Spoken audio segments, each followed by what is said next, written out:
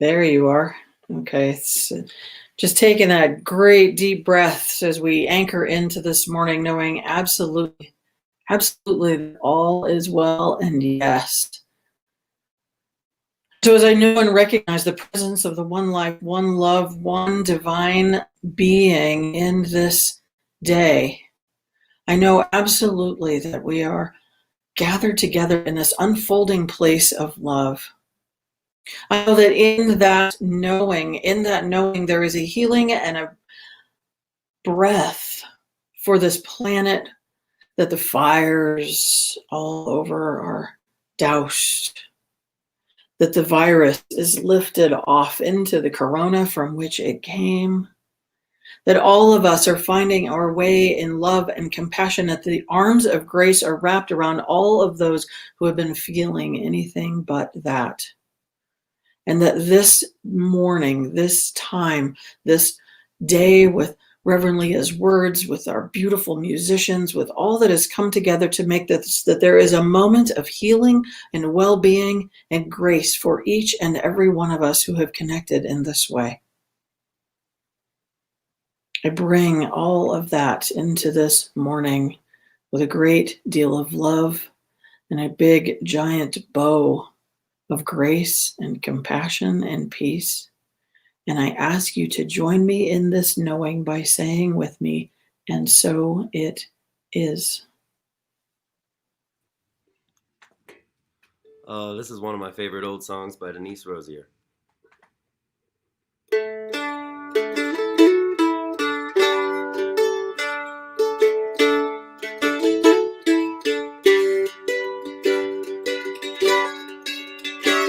In spirit's love, my life is found, my breath, my light, my strength, my all, in perfect peace, on solid ground, I walk this world unharmed, unbound. Though tears draw near, I'm never far from spirit's mind, from spirit's heart, my comforter, my mighty tower. In spirit's love, my life is found.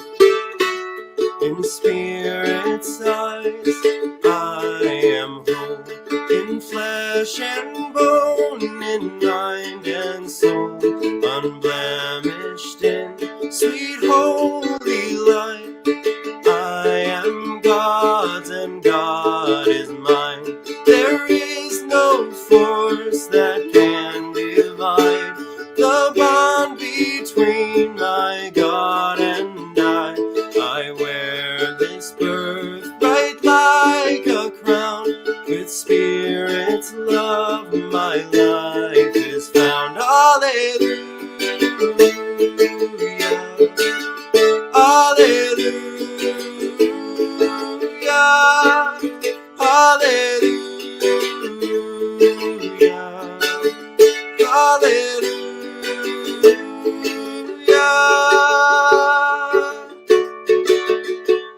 In spirit's world I stand amazed at what almighty power creates, in every hue and every size.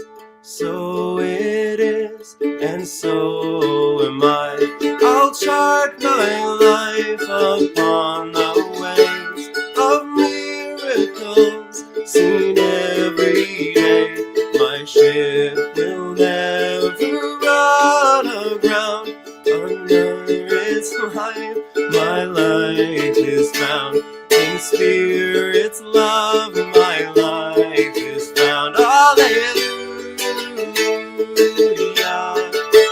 Hallelujah. Hallelujah. Hallelujah.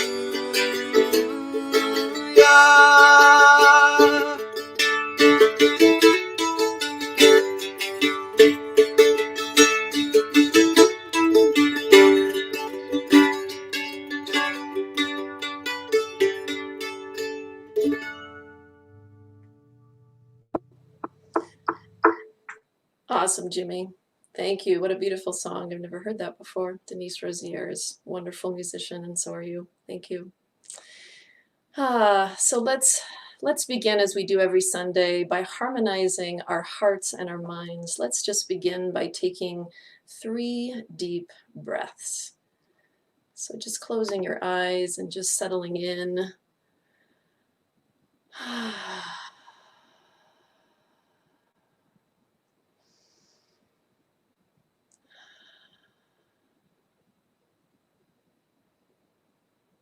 It feels so good to just take a deep breath, and let's repeat together out loud. Care, appreciation, gratitude, compassion. Care, appreciation, gratitude, compassion. Care, appreciation, gratitude, compassion. So this month's theme is facing the fear. And today's topic is a question of faith. When I was 24, I participated in a seminar called the Landmark Forum. That was only a year ago. Yeah, I wish. Yeah, it's quite a long time ago. And we did an exercise focused on fears, our fears. And what they did is they had all 150 or so of us lay on the floor of this huge room. And they asked us to close our eyes, and they walked us through this exercise where they asked us to get in touch with every single fear that we had. And as the process went on, I could hear people crying and wailing all across the room. As I laid there, one fear after another came to me, fears that I wasn't even aware that I had. Fears about not being able to overcome my insecurities in this life. Fears about being harmed. Fears about being alone. Fears about dying. Fears about failing. One fear by one just came in as I laid there, and I allowed them to come.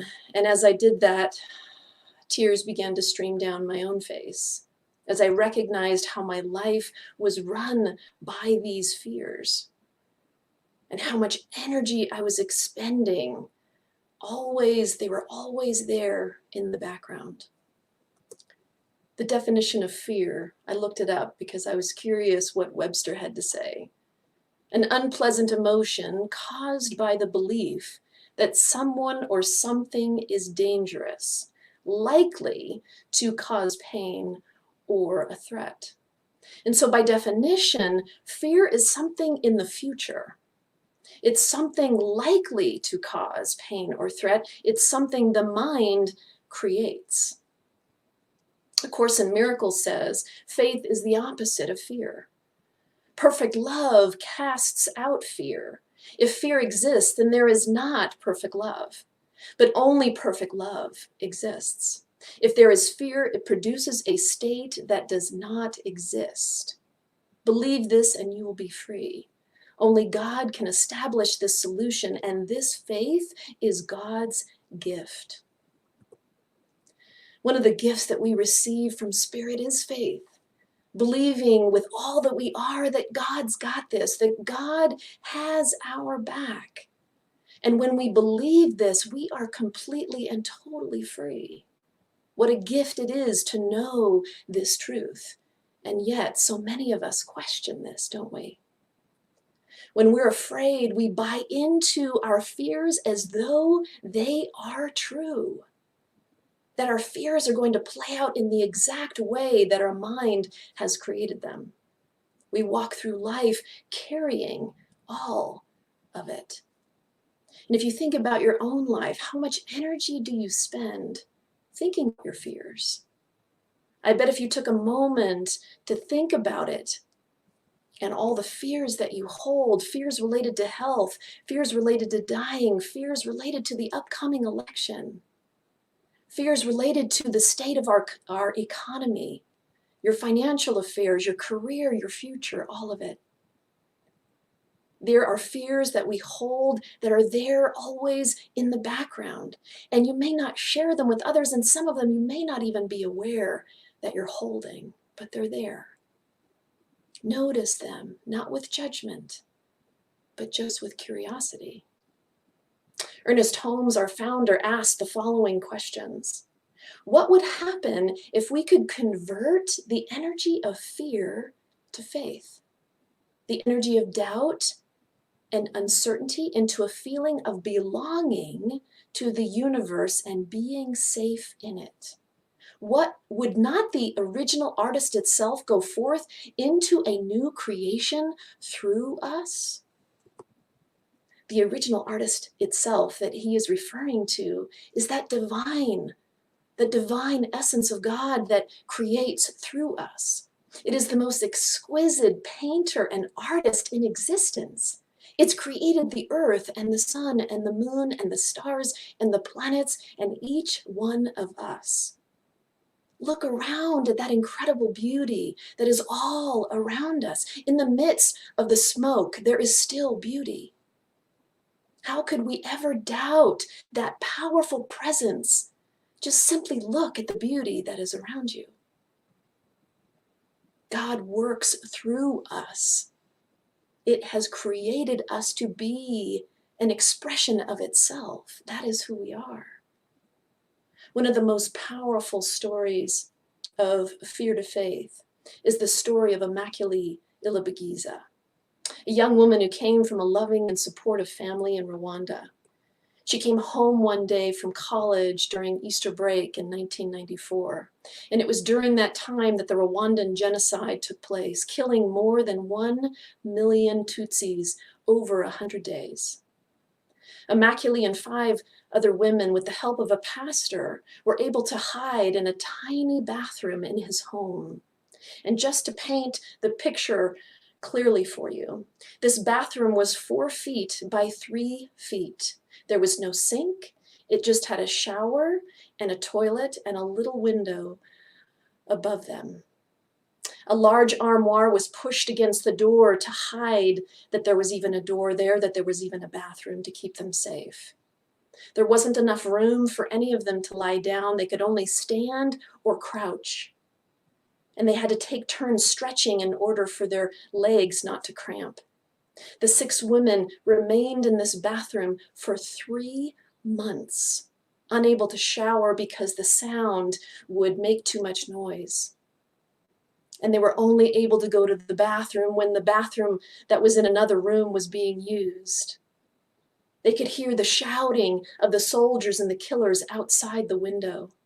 The pastor would bring them food from time to time, but not much. Every so often, the soldiers would come through the house and they would threaten the pastor, and they would turn the house upside down, looking for Immaculée and the others, waving their machetes, referring to the Tutsis as cockroaches. During those 3 months of starvation and torture, Immaculée prayed. She prayed out loud all day, to the point where the other women thought she was a little strange. But she continued to pray. She had many moments of fear and anger and doubt, but she continued to pray and trust that the divine would get them out alive. She says this: "It was through the struggle that I was taught one of the most important lessons I have ever learned. Never take faith for granted. Our relationship with God is the most glorious love affair we will ever experience. But like all relationships, it demands nurturing. It requires hard work, constant attention, and deep commitment in order to grow stronger and flourish. Faith is like the most extraordinary rose. Imagine a rose right now in your mind, the vibrant colors, and see it opening its petals to the sun. The flower doesn't question whether the sun will come. It doesn't question whether it will receive the nutrients that it needs. It just trusts and opens itself to life. We can let fear destroy us, or we can choose to take action and open our hearts to the fullness and the magnificence of the energy of faith. When Immaculée experienced such incredible fear every time she heard the soldiers yelling right outside the bathroom door, she could feel the fear running through her body so intensely. But she eventually asked herself, is this fear just here to destroy me or to tell me to do something about it? When fear comes, when it knocks on our door, open the door, invite it in, ask it to come in and have a seat with you at the table. The fear just wants to be felt. Ask it what it needs. Ask it what it is here to teach you. Listen to the voice of fear. We're so quick to dismiss it, particularly in spiritual circles. We dismiss it, we judge it, we want to transform it immediately. But if we have the courage to invite it in, to give it full permission to be there, what happens is it suddenly dissipates. The charge that it once has goes away. During the landmark forum, I laid there on the floor, noticing all of my fears, and I allowed each one to come. I didn't push them away. I didn't judge them. I just allowed them to be there. And slowly they began to dissipate. I realized that each one was created by my mind, and I had a choice. I could focus on my fears and allow them to run my life, or I could focus on something else. Suddenly, I felt freedom. We can't be expected to transform our fear immediately into faith, especially if we're a little out of practice. But if we let ourselves feel it to begin with, invite it in. What are you here to show me? What are you here to teach me? And then listen.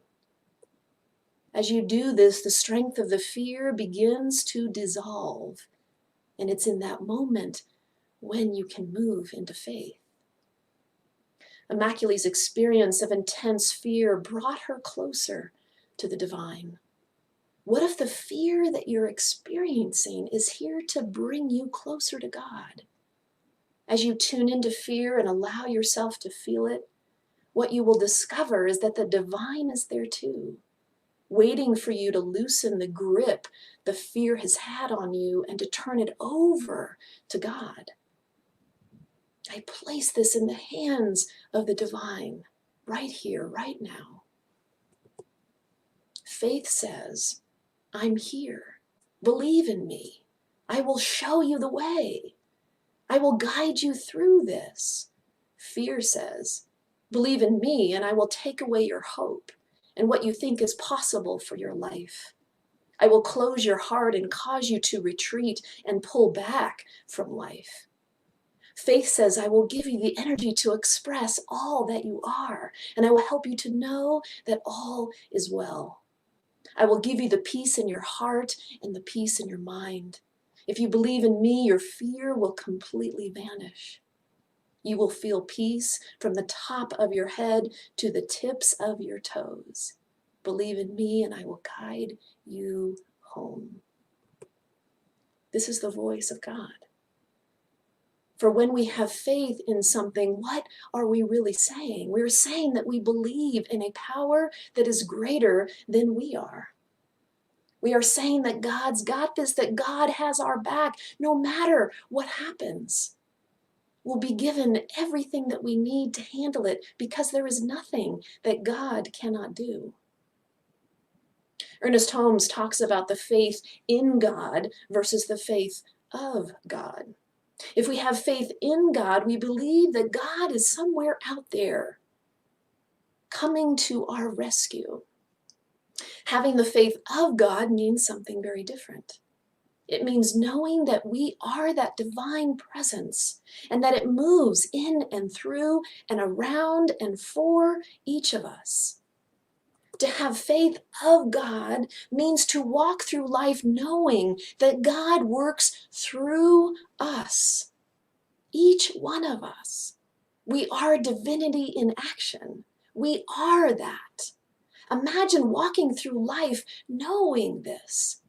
How would your life be different if you operated from this kind of faith? Imagine that.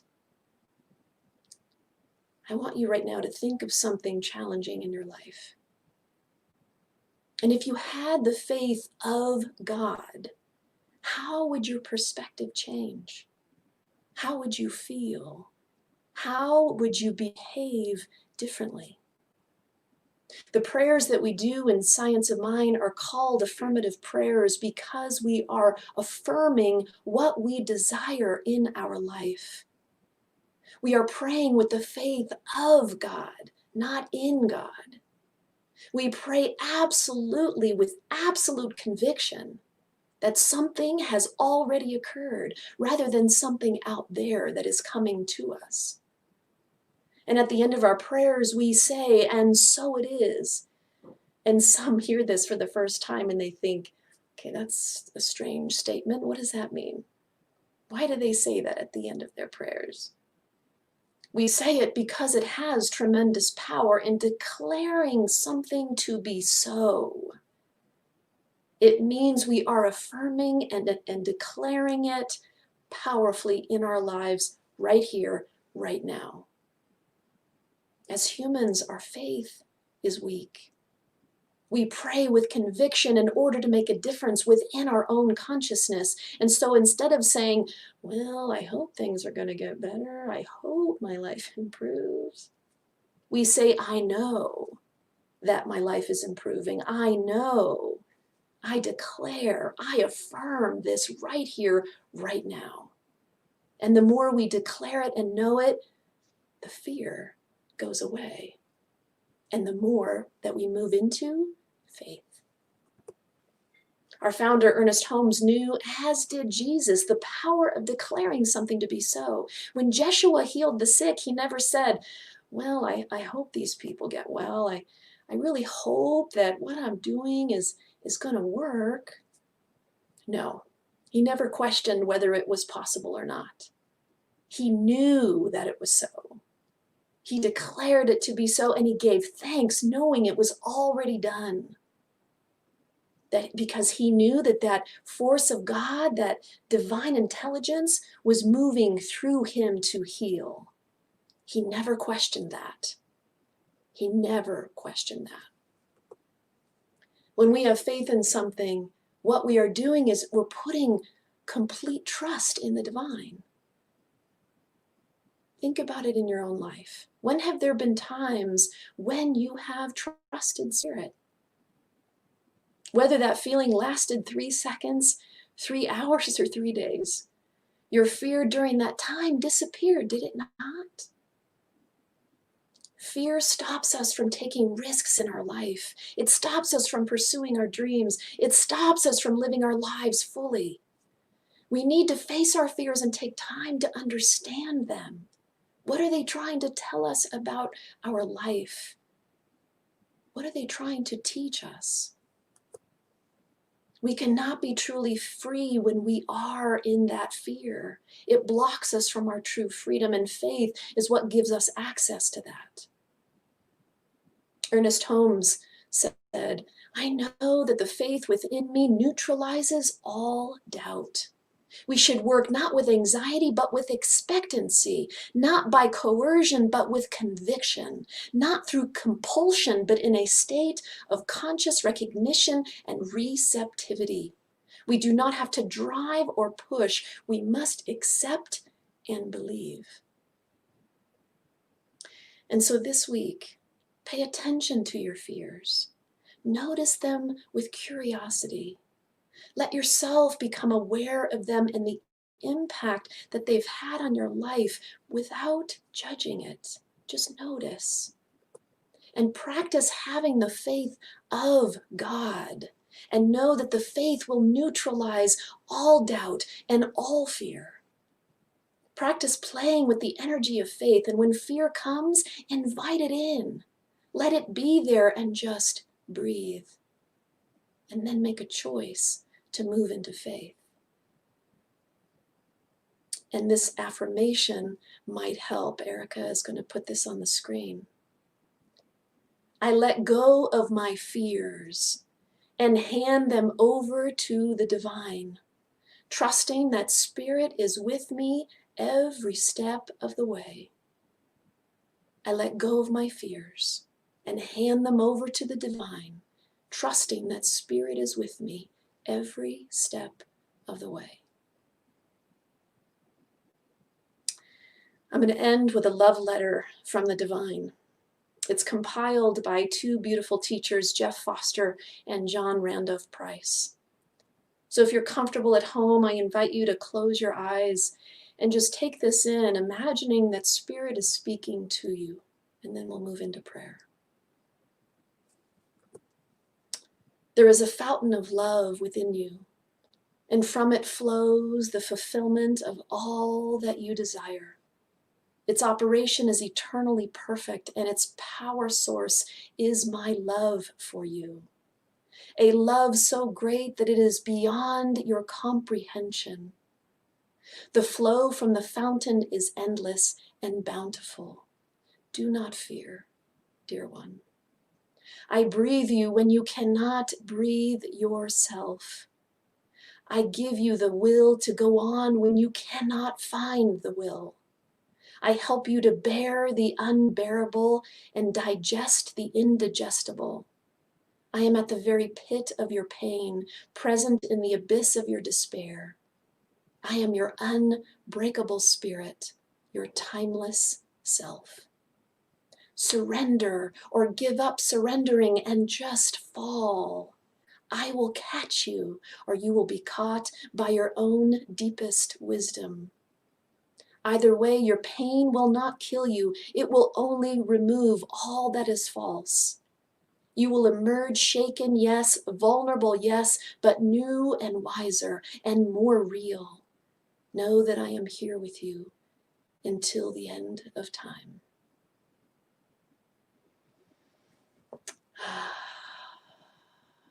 So taking a deep breath, taking in these words.